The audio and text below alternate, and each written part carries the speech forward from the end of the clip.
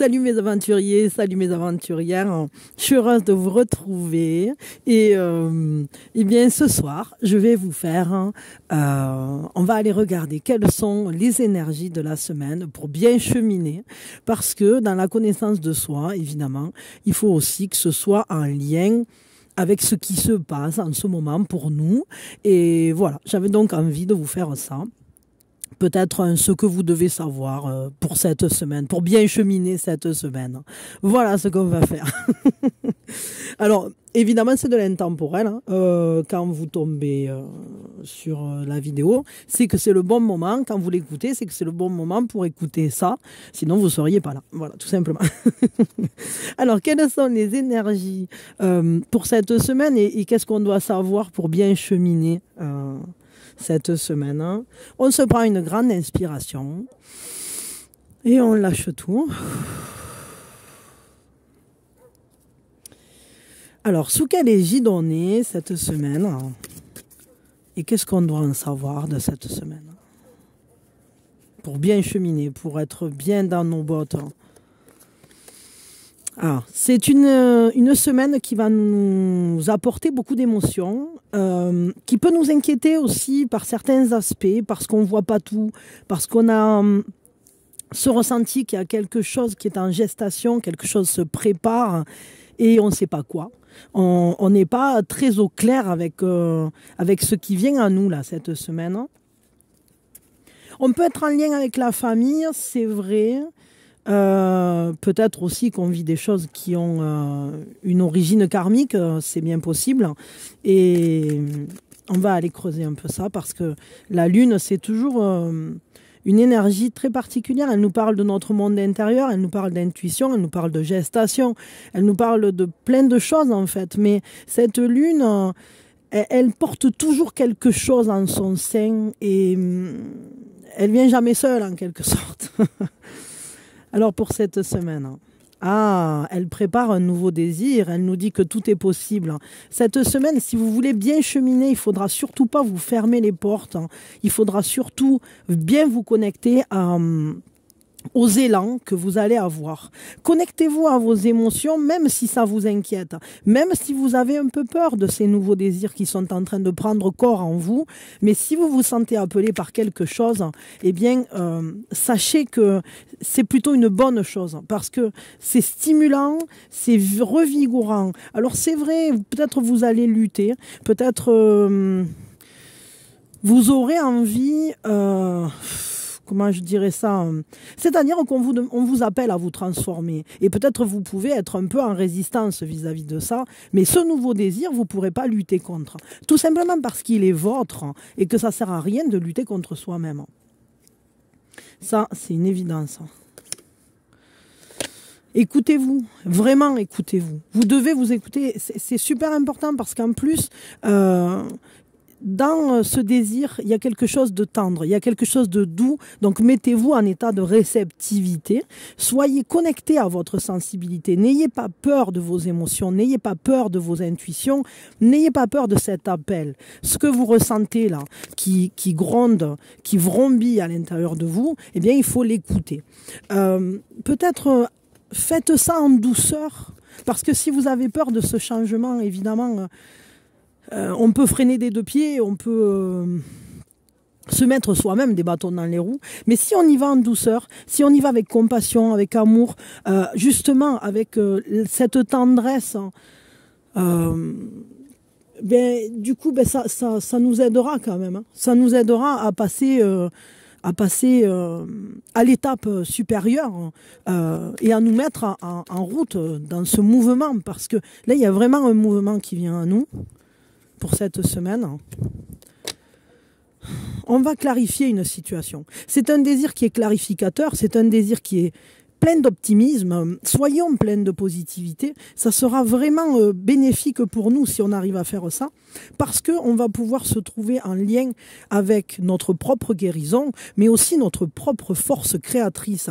On est inspiré pour cette semaine. On a beaucoup, beaucoup d'énergie à mettre dans de nouveaux projets, dans de nouveaux élans, et ça serait tellement dommage de passer à côté de ça. Donc ne vous limitez pas, ne luttez plus Ça ne sera pas judicieux de lutter là. C'est ça. Et ayez les conversations qui doivent être... ayez des conversations sur des sujets qui doivent être discutés, ça vous sera profitable. Suivez votre propre mouvement, vous avez la chance avec vous, vos pensées vont se diriger, je dirais naturellement. Vous allez vous concentrer sur ce qui est important. Vous allez être focus. Sauf si vous noyez ça dans la peur. Donc, sortez de la peur. Essayez de vous connecter vraiment à vos émotions. Mais vos émotions dans la sensibilité et non dans l'anxiété. Vous avez en vous cette force de décision. Vous serez à même de prendre des décisions avisées. Vous allez même peut-être montrer une voie à certaines personnes qui sont en lien avec vous, en contact avec vous, parce qu'ici, on a cette ermite. Peut-être vous aurez envie de vous isoler un peu cette semaine pour réfléchir, pour penser, pour réétudier certains événements, pour justement prendre une voie qui vous parle, pour ouvrir votre champ des possibles et pour suivre ce désir premier.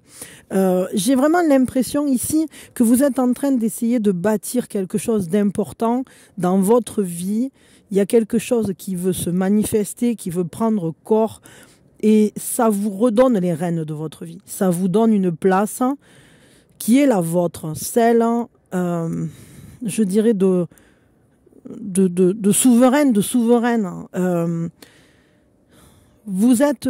faites attention quand même à prendre des décisions justement en accord avec votre expérience.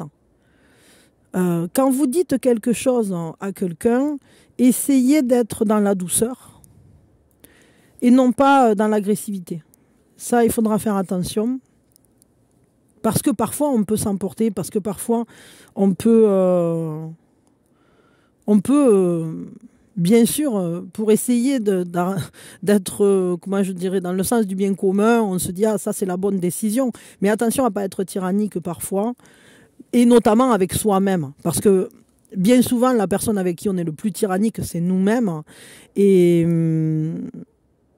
ça ne nous est pas profitable parce que on s'empêche dans ces cas-là de porter nos décisions avec, comment je pourrais dire ça, j'allais dire avec cette distillation lente, en les laissant infuser en nous-mêmes et en extrayant le meilleur, quoi, finalement.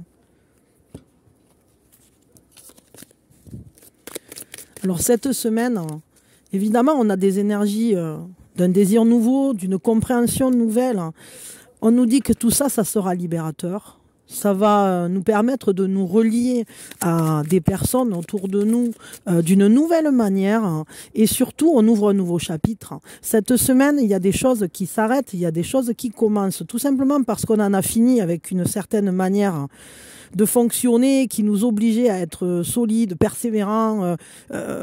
On était sous tension, on est sous tension cette semaine peut-être, mais j'ai l'impression qu'il y a un déblocage au milieu de la semaine qui pourrait, c'est ça, qui va amener la satisfaction de certains besoins. On va réussir à trouver le bon positionnement, le juste positionnement pour que chacun reçoive ce dont il a besoin autour de nous, mais surtout que chaque partie de nous puisse apprendre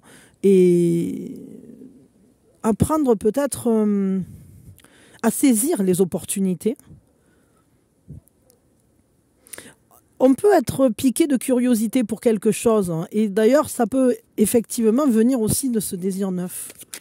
Comme si on apprenait à faire autrement. Comme si on apprenait à faire différemment de ce qu'on avait fait jusqu'à aujourd'hui.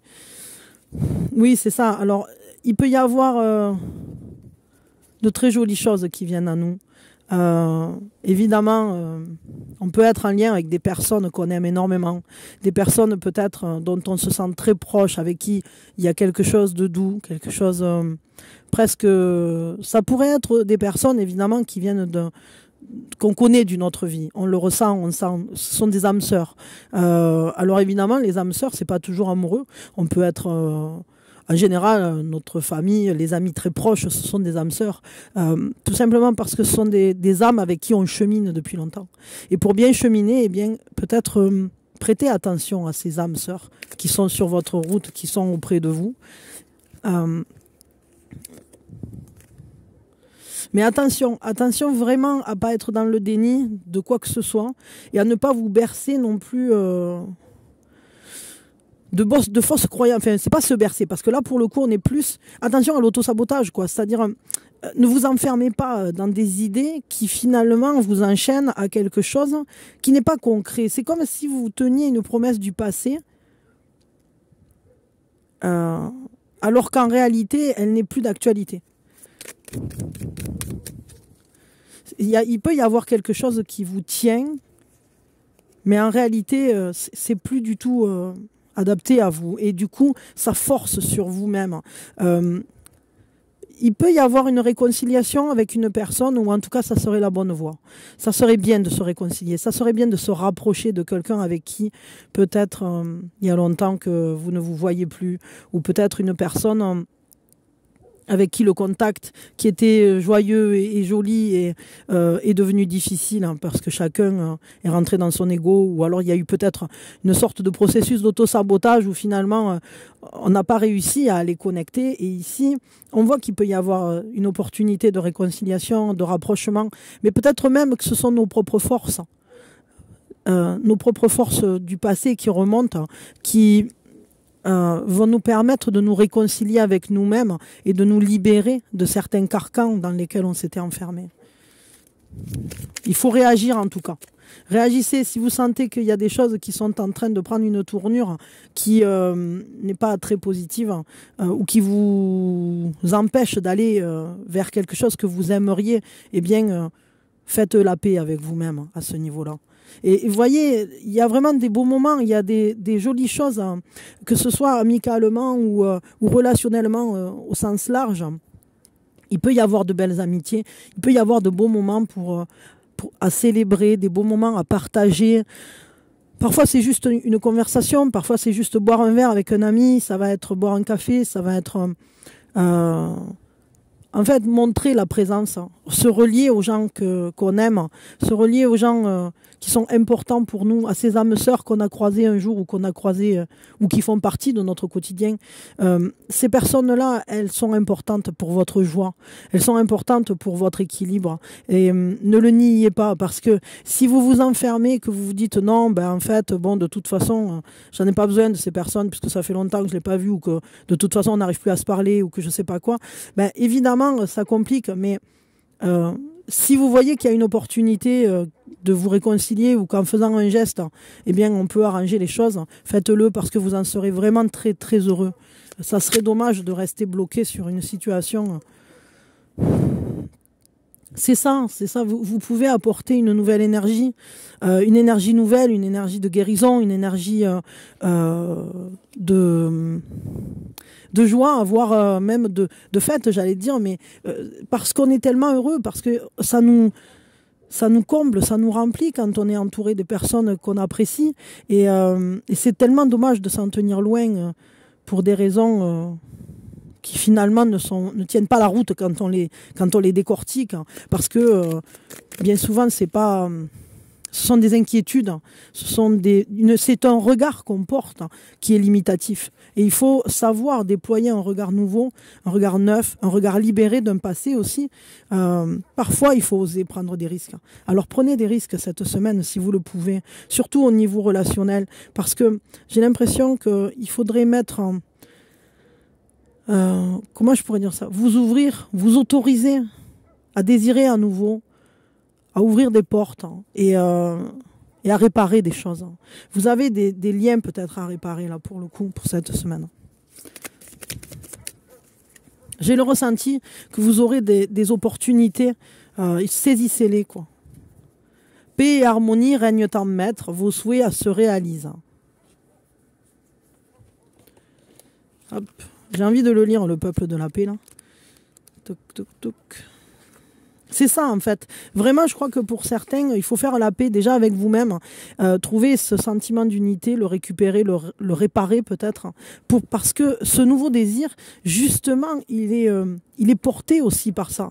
C'est-à-dire que c'est votre sensibilité. Mais si vos émotions, elles sont en vrac, alors vous n'arrivez pas à trouver la paix et vous n'aurez pas l'énergie pour nourrir ce désir. Alors que si vous arrivez à vous apaiser, à être dans la compréhension envers vous-même, envers vos émotions, envers les sentiments peut-être qui vous ont tiraillé, vous trouverez une voie d'action qui sera juste et qui saura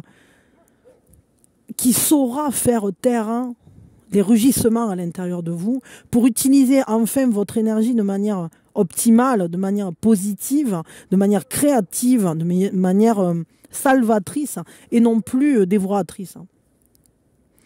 La bonne fortune qui vous est promise fera régner douceur et sérénité dans votre vie. Des brassées de bonheur ineffables vous attendent, en particulier dans un domaine qui vous tient à cœur. Votre tolérance sera récompensée par l'amour et l'harmonie de votre foyer. Les querelles s'apaisent et le calme revient. Vous savourerez une oasis de quiétude et de sécurité, longtemps attendue et amplement méritée. Bon, j'ai l'impression que vous corrigez un tir, là, quelque chose peut-être même qui est latent depuis plusieurs mois, voire même, peut-être même, ça a pu être des hauts et des bas, genre sur une année ou quelque chose comme ça. Et là, cette semaine, eh bien, il y a des portes qui s'ouvrent. En tout cas, il peut y avoir un nouveau regard qui soit porté et qui adoucisse une situation, vraiment. Donc, n'hésitez pas à aller vers les personnes ou vers les situations que vous sentez en besoin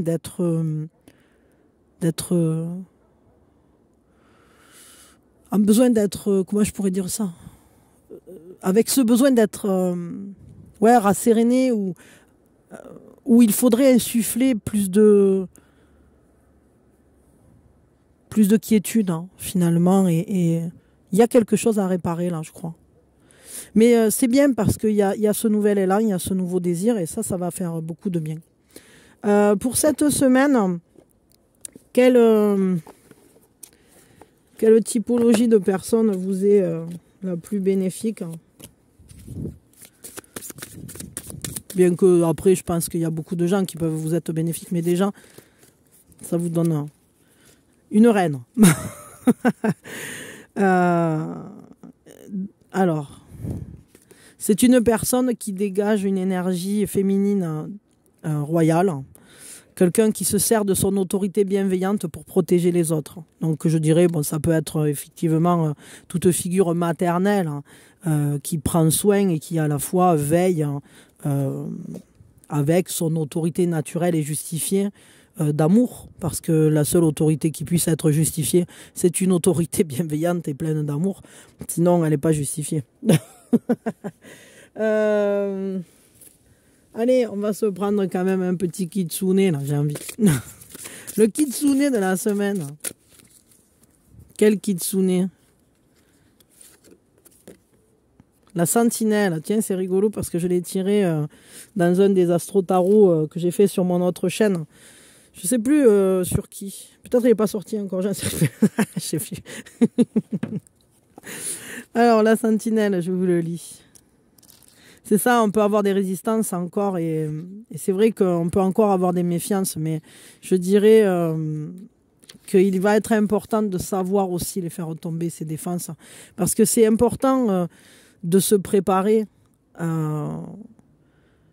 au pire, justement pour préserver la paix. C'est-à-dire, c'est pas pour se préparer au pire, mais c'est quoi cette phrase déjà? Prépare la guerre. Et comme ça, tu sauras maintenir la paix. Je crois que c'est ça, hein, c'est un truc comme ça. Bon. Une tempête se prépare dans votre monde. Ce changement est visible par beaucoup, mais la plupart ignorent complètement son approche. Ils ne remarquent plus les mouvements de l'air autour d'eux, l'intensification de la pression atmosphérique, ni les précipitations, car ils vivent dans leur tour d'ivoire, coupés de leurs ressentis, des éléments et de la danse qui les unit. C'est ça, hein, j'ai l'impression que vous vous êtes connecté plus à votre anxiété qu'à votre véritable sensibilité ou vos propres ressenti clairvoyant. Et parce que l'anxiété, c'est un brouilleur, hein, c'est quelque chose qui génère de la confusion.